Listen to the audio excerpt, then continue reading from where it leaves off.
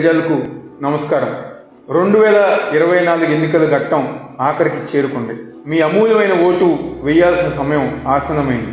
ప్రతిరోజు మీ మధ్యలో నిరంతరం ఉంటూ చేసిన మంచి పనులు మీ మనసును గెలుచుకున్నానని అనుకుంటున్నాను. ఈ 4 ఏళ్ళలో పార్టీలకు అతీతంగా, కులాలకు అతీతంగా, ప్రాంతాలకు అతీతంగా నా దగ్గరికి వచ్చిన ప్రతి ఒక్కరి సమస్య విన్నాను.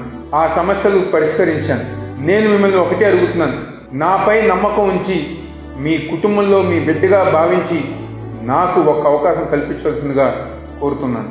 ఈ 4 ఏళ్ళలో కూడా తూర్పు నియోజకవర్గం సంబంధించి ఏ చిన్న కష్టం వచ్చినా, ఏ చిన్న ఇబ్బంది వచ్చినా ప్రజానీకానికి మీ అందరికీ తోడుగా, మీ అందరికీ అందుబాటులో ఉంటూ, మీ కుటుంబ సభ్యుడిగా, మీ బిడ్డగా ప్రతిరోజు కూడా మీ గర్భం ముందు తిరిగి పనిచేస్తుందని జరిగింది.